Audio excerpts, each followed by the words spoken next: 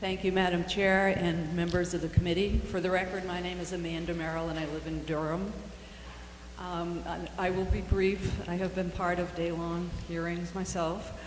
I had the honor of serving in this chamber for 5 terms. I also served for 2 terms in the state Senate. And I'm currently pleased to be a board member for the New Hampshire Coalition to abolish the death penalty. When I was a state senator, I was appointed to the commission to study the death penalty in New Hampshire. This study, which happened in 2010, to get ahead of myself, has been mentioned by a number of people here today. I was a vice chair of that commission along with Representative Steve Shurtleff, now Speaker Shurtleff. I was not one of the more talkative members of the commission, but I do recall a colleague noticing that I got somewhat animated when we heard from a criminologist from the University of Texas who came with lots of graphs and statistics.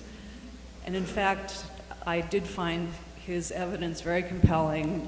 As in an earlier chapter of my life, I had taught such things as hypothesis testing and sample size and correlational data to undergraduates.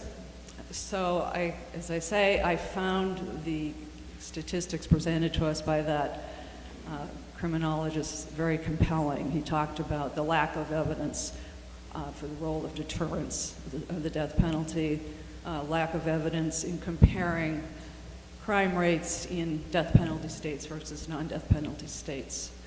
More importantly, I think, or just as important, as a member of the commission, I also heard the human individual stories of the suffering and injustice associated with the death penalty.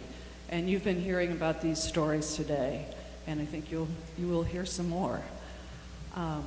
So I came away from my experience with the commission summarizing my sense of the death penalty or my stand on the death penalty as my opposition to the death penalty is in my head and in my heart.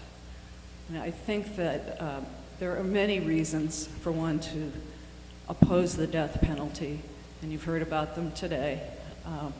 Some may appeal to your reason, and others may appeal to your heart. I really appreciate your careful consideration of this important issue, and I hope that you will agree that it's time for New Hampshire to be rid of the death penalty and that you will support HB 455. Thank you. Thank you very much.